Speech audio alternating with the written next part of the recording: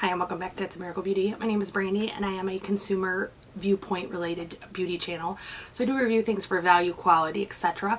So today I wanted to do for makeup minutes, I did want to do my favorite cream products, and then I think I have one or two that are newer in here that I can't say I vouch for, but I did want to mention that when I use them the one or two times that I did really enjoy them.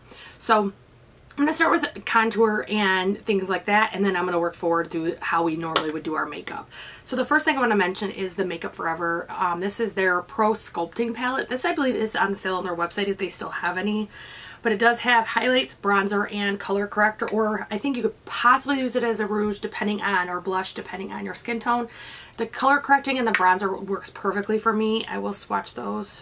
So the bronzer does look like almost kind of cool tone, but it doesn't once you're wearing it. It actually looks really good. So that one I definitely think I probably would have never bought if it wasn't on sale. And now I'm like thinking, how am I going to live without it when they get rid of it? So also bear with me, I might be a little bit nasally. For some reason I woke up this morning and my nose is like swollen and red. My eyes are watering profusely. My nose is running, like my allergies are just going crazy. So bear with me. Hopefully the video will be one of the normal quick makeup minutes. Next I have one that's newer to my collection but not brand new, and this is the Huda Beauty Tan Tour. I actually kind of made fun of this when it first came out, and then I kept seeing people use it and I fell in love. This one is the Fair, I believe. Yep, I have Fair. And this one definitely has a warmer tone. It's the next one in that line. This is one that I really love how this looks on my forehead. I know that sounds funny because we put it more than just there, but the area of my forehead, because of my widow's peak, can look really wonky really fast, and it actually looks fantastic with this. I'm not sure what the deal is, but I'm able to blend it in easier, and it doesn't make it look like there's a line. It just really blends away, and it's beautiful. One I use that's in the contour cooler shade is Fenty Beauty. And this is the amber. I know my thing is so dirty, but it's well loved. So it does look like this. And let me swatch that.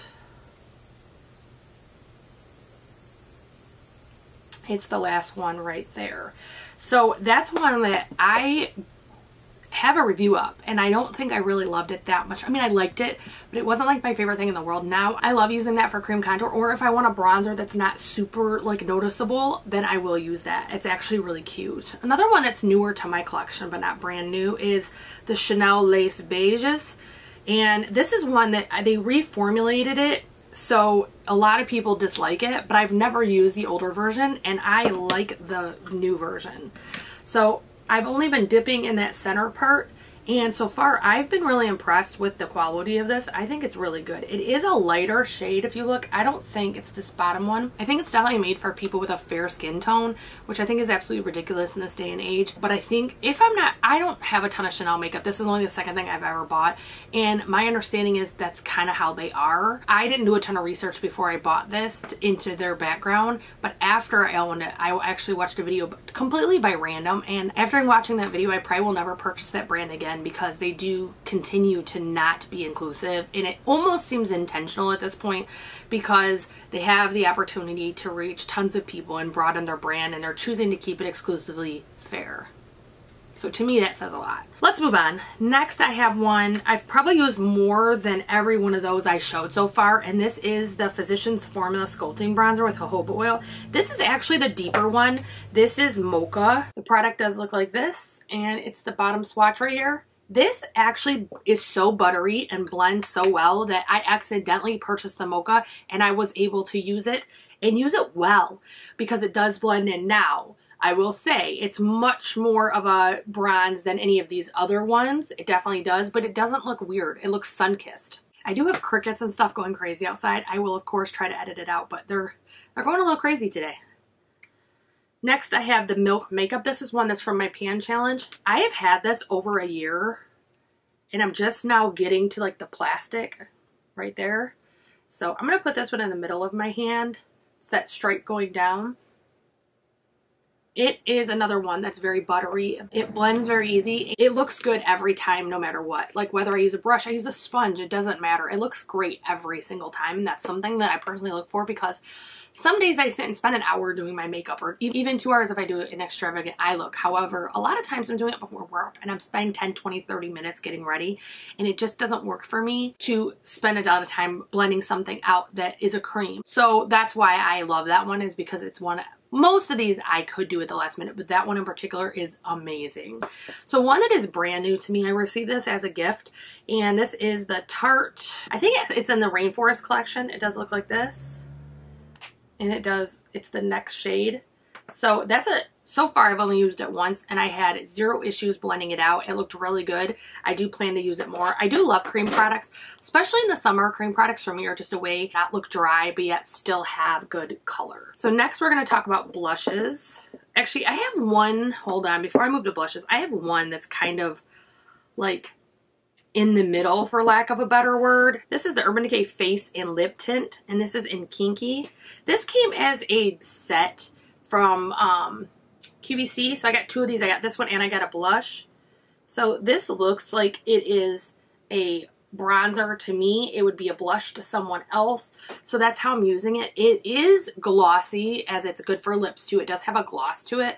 However, I did notice when I used it with the blush that I'm going to show you in a second, when I used it with that, it actually looked fantastic. It didn't look super glossy. It was cute. I liked it. The blush I was referring to for the Urban Decay is in Streak. And again, this is the Face and Lip Tint. It does look like this. It's a very bright, like, sharp pink. And I'm going to put it right next to it so you can see the luminosity in those. They can be powdered. However, I did notice it depends on what powder you use. So when I used my Laura Mercier, it made it almost like stick and cake to it, and I didn't care for it. But when I used my Too Faced Peach Perfect, it actually looked fine. So I'm not wearing it today. I'm just putting it to that area. Next, another one that I'm panning. This is the Milk Makeup, and this one is in Perk. Does look like that. And that one's on my wrist right here. So that's another one that I love. I don't know if I would purchase that one in the full size, only because I do find with different foundations it can interact and make it harder to blend out. However, I do love the shade. I think the shade is perfect. The other one I got from BoxyCharm is the Milk Makeup. This is the Glow Lip Oil in Cheek. So it does look like this.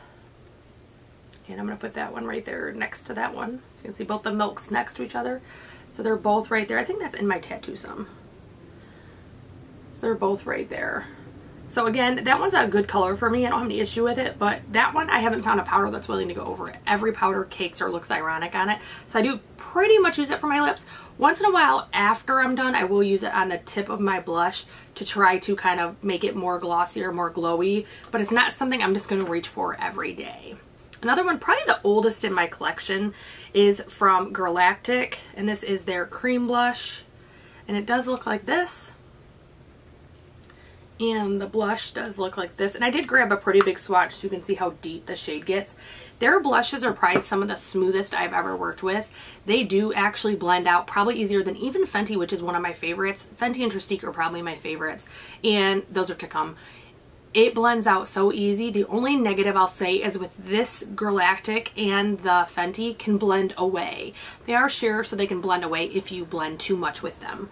I usually try to get it where I want it and then just pat it out the edges and just kind of let it sit. It doesn't dry down at all. Like if you don't want to go out with cream, you would need to set that though. So next, I do have 2 from Fenty. I have Petal Poppin' and Summertime Wine. They look like this. And again, some of these colors can seem shocking. However, if you realize how fast they can blend out, it kind of makes sense why they are so bright. So I'm able to use both of these without question. They both work great, look great. First one on that row is going to be the Petal Poppin'. Next is going to be the Summertime Wine. And again, I'm trying to find a place to do this with my tattoos. So this is Petal Poppin', and this one is Summertime Wine. I love both of those. I think that they work fantastic, and I probably use those the most right now. I can't say that's always been true, but I do find myself just reaching for those a lot. My next favorite is probably the one I've used the most of all of these, is the Trestique. I got this in my FabFitFun quite a while ago. Like, it's either expired or on the verge of expiring, and I have used this so much, and it still just goes for days.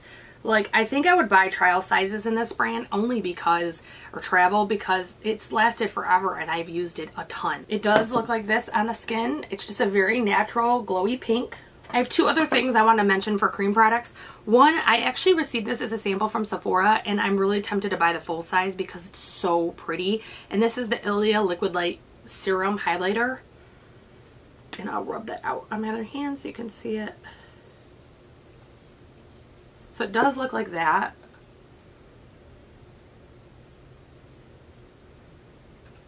And that's what it looks like. It's just so glowy. I like this one on tinted moisturizer. I think with tinted moisturizer, it doesn't add any cakiness. It doesn't add anything to the picture. It just creates this like healthy glow that looks fantastic. That is my favorite creams for summer 2020. I know we're at the end of summer, but like right now today, it's going to be 98 today, possibly over 100. We're still in a pretty severe heat wave. So for me, cream is still very actively being used right now. I'm not sure if any of these would change with newer products coming out. I'm going on a no buy, so I'm not going to be buying any new products. So those were my favorite cream products for summer 2020. If you like Makeup Minutes, Full Face Fridays, or other reviews, I hope that you will like, share, subscribe. Don't forget to ring the bell. If you made it this far, will you comment a lipstick emoji? Thank you.